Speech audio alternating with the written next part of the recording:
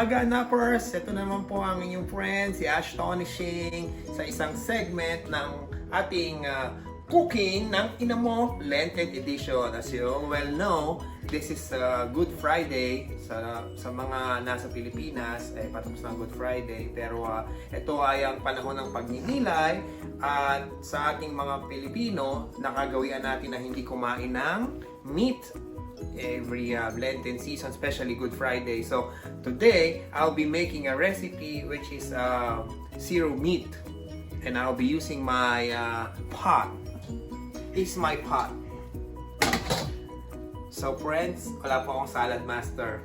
Katulad ni Miss? Katulad ni Miss B. Wala. Pero kung sino gusto mag-sponsor, pot. Hindi po to sponsorship. Yeah. So, if you like to buy... If you like to buy a pot, go to the nearest garage sale.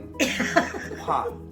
So, wala kang mga contact sa Chicago, sa South Carolina. Sa Canada. Ang contact ko ay nasa garage sale dyan sa kanto. Meron dyan. Goodwill. May Goodwill sa Richmond. Yeah.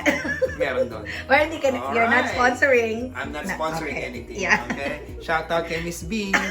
So yung salmon recipe, I got inspired for that. So I'm making my own calabash recipe. Calabash? This is calabash with alimasag.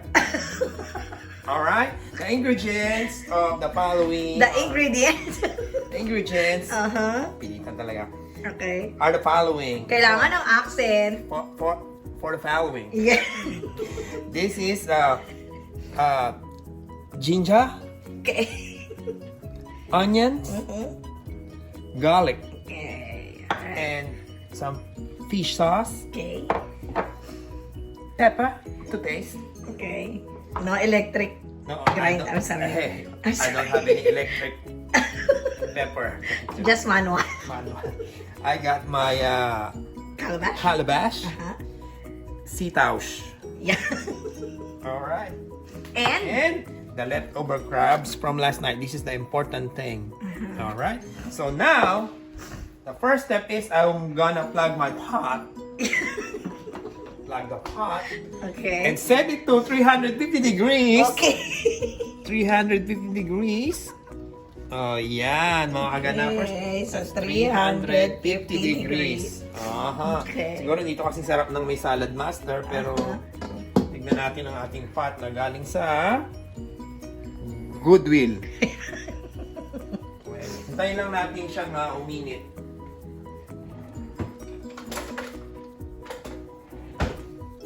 Yeah.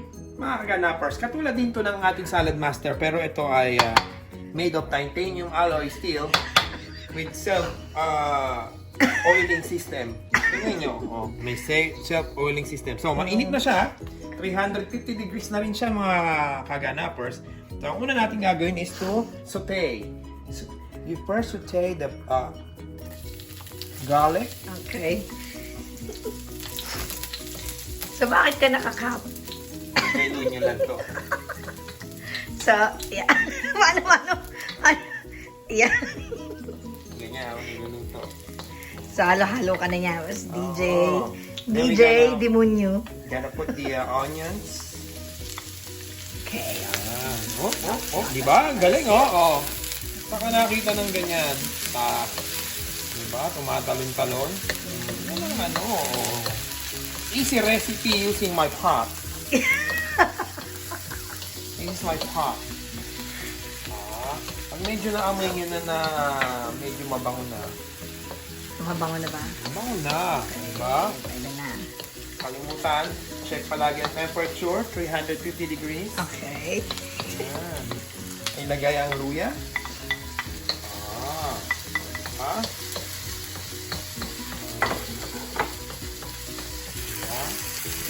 It will show the consistency of the onions mixed with the garlic and the ginger.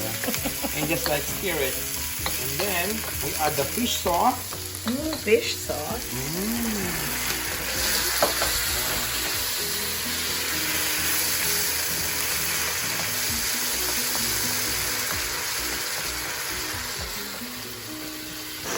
And then, lagyan na natin ang ating calabash. Kasi ito yung pinakamatagal So, ito muna yung una natin ilalagay. So, yan.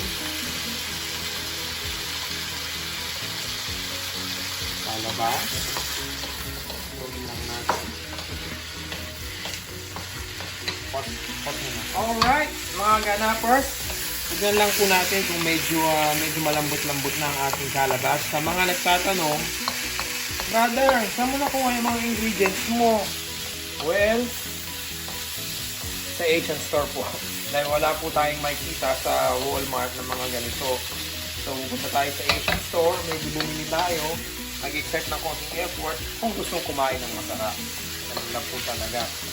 So, dahil medyo malambot na ang ating calabash, using our pot, well, sa mga nagtatanong ay yung iba ay gamit ay salad master. Wala po akong pambili ng ganyan. Kung sinong gustong mag-sponsor ng salad master, you can contact me. Alright? Then we will put the string beans or the sitaw. The sitaw. The sitaw. And you just continue to saute. And you can add pepper. Imagine lang ng grrr, grrr, grrr, grrr, grrr, grrr. Yes, just to taste. Alright, well, nadagdag na po natin ang ating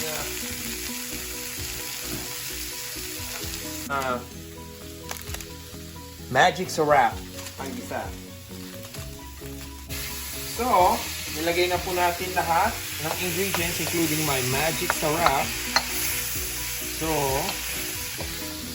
hintayin lang natin maluto ang gulay. Usually, nalagay na sana yung crabs. Kaso nga, dahil pre-cook na yung ating crabs, so okay lang siya na last. So, hintayin lang natin na maluto ang gulay ng mga 5 minutes. Takpan lang natin using our magic pot. Yan. And for 5 minutes, let's wait. Okay. So, after 5 minutes, nakikita na natin ang ating gulay. Medyo malambot na siya. Medyo lang, kasi kailangan natin pang i-simmer pa siya later on. Simmer. Okay? So, lalagay na natin ang ating crabs. So, tignan niyo yung crabs natin. Oh. Medyo mataba siya, katulad ng mga kumukuha ng video. Oh, yan. So, ayan. Ang taba ng crabs. Lalagay niyo lang siya sa ibaba. Well, ang nakagawian kasi natin noon sa Pilipinas, naglalagay sila ng alamang. So, wala ka naman tayong alamang. So, ang gagawin natin ngayong recipe na to ay ginataang kalabasa with sitaw and calabash. So, Calabash nga. Kalabasa. Kaya nga, calabash. Crabs.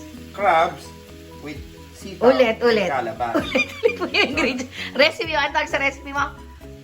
Calabash with crabs and sitaw. Yeah. So, lagyan natin na coconut oil.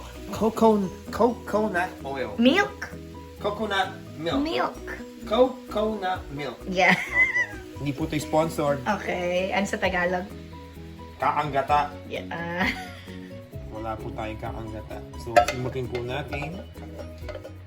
Alright. Well, para meron tayong konting anghang ng konti, lagyan natin ng konting flakes. Alright.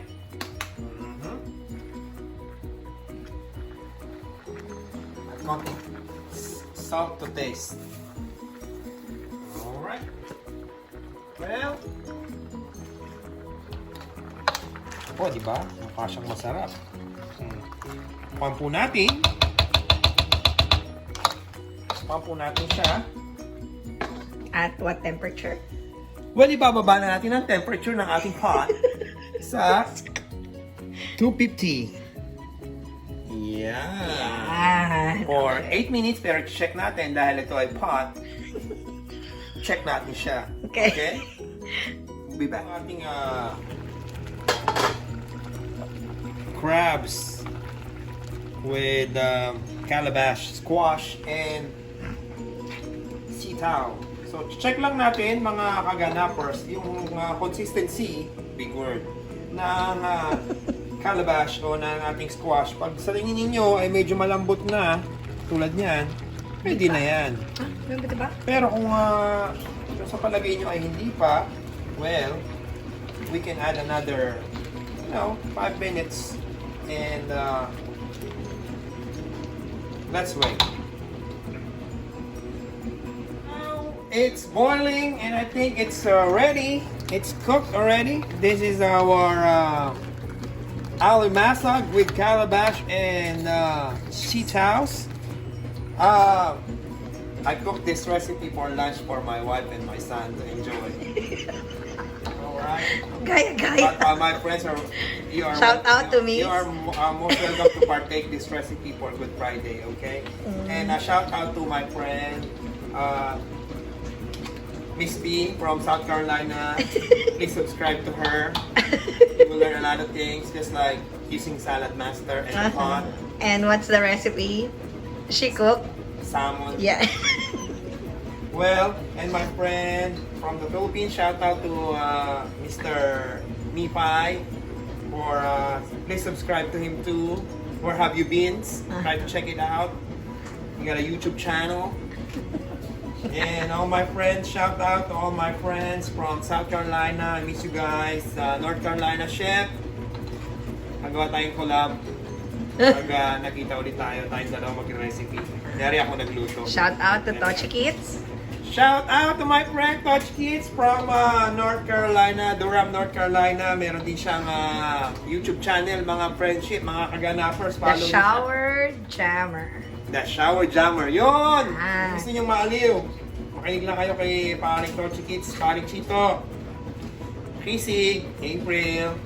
Hope you're all safe there. I'll see you when this is over. Okay? Okay. So, this is our recipe and it's done.